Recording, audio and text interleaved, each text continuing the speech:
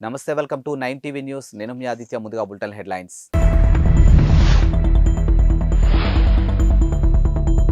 అయోధ్య రామమందిర గర్భగుడిలోకి చేరిన ప్రధాన విగ్రహం.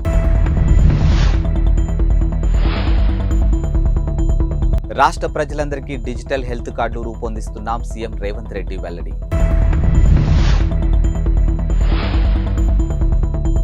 పాకిస్తాన్లోని ఉగ్ర స్థావరాలపై ఇరాన్ క్షిపణి దాడులు చేయడంపై స్పందించిన భారత్.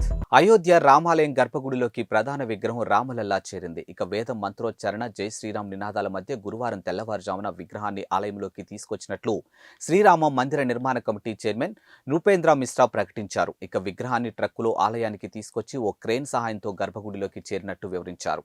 కాగా విగ్రహాన్ని గురువారం గర్భగుడిలో ప్రతిష్ఠించే అవకాశాలున్నాయని మిశ్రా తెలిపారు.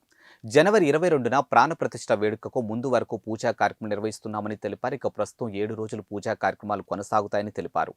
జనవరి 21 వరకు పూజా కార్యక్రమాలు కొనసాగుతాయని, ప్రాణ ప్రతిష్ఠ రోజున కూడా కొన్ని కార్యక్రమాలు ఉంటాయని ట్రస్ట్ అధికారులు తెలిపారు. కాగా రామాలయ ప్రాణ ప్రతిష్ఠ మధ్యాహ్నం 12:20 మొదలైన 1 గంటలోపు ముగియనుంది. అంతకుముందు బుధవారం ప్రధాన విగ్రహం ప్రతీకాత్మక ప్రతిరూపాన్ని ఆలయంలోకి తీసుకొచ్చారు. ఇక కలశ పూజ నిర్వహించారు. ఇక ప్రస్తుతం 121 మంది ఆచార్యులు ప్రాణ ప్రతిష్ఠకు సంబంధించినటువంటి క్రతువులను నిర్వహిస్తూ ఉన్నారు. స్విట్జర్లాండ్లోని దావోస్ వేదికగా జరుగుతున్నటువంటి వరల్డ్ ఎకనామిక్ ఫోరం సదస్సులో పాల్గొన్న సీఎం రేవంత్ రెడ్డి బుధవారం హెల్త్ కేర్ డిజిటలీకరణ అంశంపై మాట్లాడారు. ఇక తెలంగాణ రాష్ట్ర ప్రజలందరికీ డిజిటల్ హెల్త్ కార్డులు అందిస్తున్నామని, ఈ మేరకు డిజిటల్ హెల్త్ కార్డులు రూపొందిస్తున్నామని ప్రకటించారు. ఇక డిజిటల్ హెల్త్ కార్డులు డేటా భద్రత, ప్రైవసీని కాపాడుతుందని ఈ సందర్భంగా రేవంత్ హామీ ఇచ్చారు. ఇక ప్రభుత్వం ప్రైవేటు భాగస్వామ్యంతో అత్యాధునిక సాంకేతిక సహాయంతో నాణ్యమైనటువంటి వైద్య సేవలు అందిస్తున్నామని ఆయన చెప్పారు. ఇక రాష్ట్ర ప్రజలందరికీ అత్యుత్తమ వైద్య సేవలు అందించాలనేది తమ లక్ష్యమని పేర్కొన్నారు. రాజీవ్ ఆరోగ్యశ్రీ కింద పేదలకు 10 లక్షల వరకు ఉచిత వైద్య సేవలు అందిస్తున్నామని రేవంత్ ప్రస్తావించారు. ఇక అత్యుత్తమ వైద్య సేవలకు సాఫ్ట్వేర్ సేవలు హైదరాబాద్ రాజధానిగా ఉందని రేవంత్ రెడ్డి అన్నారు. ప్రపంచ వ్యాక్సిన్ల ఔషధాల్లో 33% హైదరాబాద్ నగరంలో తయారవుతుందని తెలియజేశారు. ఈ మేరకు ఆయన ఇన్వెస్టర్లను ఆకర్షించే విధంగానూ ప్రసంగించారు. పాకిస్తాన్లోని బలూచిస్తాన్ ప్రావిన్స్ లో ఉగ్రవాద సంస్థ జైష్ అల్లా అద్ల్ స్థావరాలపై ఇరాన్ ఇటీవలే వైమానిక దాడులు చేయడంపై భారత్ స్పందించింది. ఈ వ్యవహారం పాకిస్తాన్, ఇరాన్ల మధ్య సమస్యగా పేర్కొని తమ వైఖరిని స్పష్టం చేసింది. ఇక భారత్ విషయానికి వస్తే ఉగ్రవాదం విషయంలో ఏమాత్రం రాజీ లేదు. ఇక తీవ్రవాదాన్ని సహించే ప్రసక్తే లేదని, ఉగ్రవాదాలపై దేశాలు తీసుకునే చర్యలు ఆత్మరక్షణ కోసమని అర్థం చేసుకోగలమని పేర్కొంది. ఈ మేరకు విదేశాంగ మంత్రిత్వ శాఖ ప్రతినిధి రణధీర్ జైస్వాల్ బుధవారం రాత్రి ఒక ప్రకటన విడుదల చేశారు. ఇరాన్ వైమానిక దాడులు స్పందించాలంటూ మీడియా నుంచి ప్రశ్నలు ఎదురవుతున్న నేపథ్యంలో భారత్ ఈ విధంగానూ స్పందించింది. కాగా పాకిస్తాన్లోని బలూచిస్తాన్ ప్రావిన్స్ సరిహద్దు ప్రాంతాల్లో కార్యకలాపాలు నిర్వహిస్తున్నటువంటి సున్నీ మిలిటెంట్ గ్రూప్ జైష్ అల్లా అద్ అనే ఉగ్రవాద సంస్థ స్థావరాలపై ఇటీవలే ఇరాన్ వైమానిక దాడులు జరిపింది.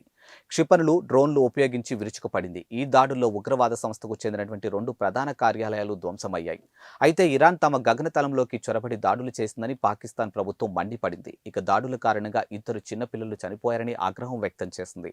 ఇరాన్ అంతర్జాతీయ చట్టాలను ఉల్లంఘించి తమ భూభాగంలోకి చొరబడిందని, చట్టవిరుద్ధ చర్యల పట్ల ప్రతిఘటించే హక్కు తమకు ఉందని పాకిస్తాన్ విదేశాంగ శాఖ ప్రతినిధి అన్నారు.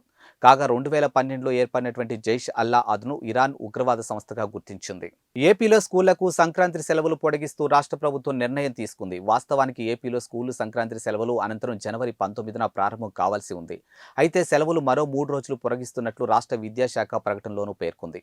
రాష్ట్రంలో పాఠశాలలు జనవరి 22న పునఃప్రారంభం అవుతాయని పాఠశాల విద్యాశాఖ కమిషనర్ ఏ సురేష్ కుమార్ పేర్కొన్నారు. ఇక టీచర్లు, విద్యార్థులు, తల్లిదండ్రులు విజ్ఞప్తుల వల్లే ఈ నిర్ణయం తీసుకున్నట్లు పాఠశాల విద్యాశాఖ వెల్లడించింది.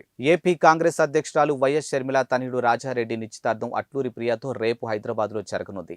ఇటీవలే షర్మిల తన సోదరుడు ఏపీ సీఎం జగన్ను కలిసి ఆహ్వాన పత్రిక అందించిన సంగతి తెలిసిందే. ఈ నేపథ్యంలో సీఎం జగన్ రేపు హైదరాబాద్ వెళ్లనున్నారు. ఇక గురువారం సాయంత్రం 6:45 ఆయన గన్నవరం ఎయిర్పోర్ట్ నుంచి బయలుదేరతారు. ఇక రాత్రి 7:30 శంషాబాద్ ఎయిర్పోర్ట్ కు చేరుకుంటారు. ఇక రాత్రి 8 గంటలకు గండిపేటలో ఉన్నటువంటి గోల్కొండ రిసార్ట్ కు వెళ్లి తన మేనల్లుడి నిశ్చితార్థ వేడుకలో పాల్గొంటారు. అనంతరం రాత్రి 8:30 హైదరాబాద్ నుంచి తాడేపల్లికి బయలుదేరనున్నారు. కాగా మరుసటి రోజు ఉదయం విజయవాడలో 125 అడుగుల భారీ అంబేద్కర్ విగ్రహాన్ని సీఎం జగన్ ఆవిష్కరించనున్నారు. ఇటీవలే ముంబై ఎయిర్పోర్ట్లో రన్వే ప్రయాణికులు భోజనం చేసిన ఘటనపై bureau of civil aviation security serious అయింది. ఈ నిర్వహణకి పాల్పడినటువంటి దేశీయ విమానయాన దిగ్గజం ఇండిగోకు 1.2 కోట్ల జరిమానాను విధించింది. ఇటీవలే గోవా నుంచి ఢిల్లీ వెళ్లాల్సినటువంటి ఇండిగో ఫ్లైట్ని ప్రతికూల వాతావరణం కారణంగా ముంబైకి మళ్లించాల్సి వచ్చింది. ప్రయాణికులు కొన్ని గంటల పాటు నిరీక్షించాల్సి వచ్చింది. ఈ సందర్భంగా ప్రయాణికులు భోజనాన్ని ఏర్పాటు చేశారు. అయితే విమానం పక్కనే రన్వేపై కూర్చొని ప్రయాణికులు భోజనం చేశారు. ఇందుకు సంబంధించినటువంటి వీడియో సోషల్ మీడియాలో వైరల్గాను మారింది. ఈ ఘటనపై విమానయాన నియంత్రణ సంస్థ డీజీసీఏ పరిగణలోకి తీసుకుంది. ఇప్పటికే ముంబై ఎయిర్పోర్ట్ కి 30 లక్షల జరిమానా విధించింది. ఈ వీడియోపై ఇండిగో ముంబై విమానాశ్రయానికి షోకాస్ నోటీసులు జారీ చేసిన విషయమూ తెలిసిందే. టీడీపీ వ్యవస్థాపకులు ఎన్టీఆర్ వర్ధంతి సందర్భంగా గుడివాడలో హైటెన్షన్ నెలకొంది. ఇక టీడీపీ వైసీపీ పోటాపోటీగా ఎన్టీఆర్ వర్ధంతి కార్యక్రమాలు నిర్వహిస్తూ ఉన్నాయి. ఇక రా కదలిరా పేరుతో టీడీపీ భారీ సభను నిర్వహిస్తుంది. ఈ సభకు టీడీపీ అధినేత చంద్రబాబు హాజరు కానున్నారు. మరోవైపు వైసీపీ ఎమ్మెల్యే కొడాలి నాని ఆధ్వర్యంలో కూడా ఎన్టీఆర్ వర్ధంతి కార్యక్రమం నిర్వహించబోతూ ఉన్నారు. ఇరు వర్గాలు గుడివాడలో పోటాపోటీగా పోస్టర్లు, ఫ్లెక్సీలు ఏర్పాటు చేశారు. ఈ నేపథ్యంలో అక్కడ టెన్షన్ వాతావరణం నెలకొంది. ఎలాంటి అవాంఛనీయ ఘటనలు చోటు చేసుకోకుండా పోలీసులు గట్టి బందోబస్తు ఏర్పాటు చేశారు. ఉదయం 11 గంటలకు కొడాలి నాని బైక్ ర్యాలీ చేపట్టున్నారు. మధ్యాహ్నం 12 గంటలకు అన్నదాన కార్యక్రమం నిర్వహిస్తూ ఉన్నారు. సీఎం జగన్ ఫోటోలు లేకుండానే టీడీపీకి పోటీగా నాని ఫ్లెక్సీలు, బ్యానర్లు ఏర్పాటు చేశారు. ఇక టీడీపీ విషయానికి వస్తే మల్లాయిపాలెం వద్ద 20 ఎకరాల విస్తీర్ణంలో భారీ సభను ఏర్పాటు చేసింది. ఈ సభకు 1,00,000 మంది వస్తారని అంచనా వేస్తూ ఉన్నారు. మరోవైపు ఎన్టీఆర్ స్వగ్రామం నిమ్మకూరులో ఎన్టీఆర్ విగ్రహానికి చంద్రబాబు నివాళులు అర్పిస్తారు. అనంతరం గుడివాడ సభలో ఆయన పాల్గొంటారు. ఇవి వాల్టి బులెటిన్ అప్డేట్స్. మరో బులెటిన్తో మళ్ళీ కలుద్దాం. అంతవరకు సెలవు. నమస్కారం.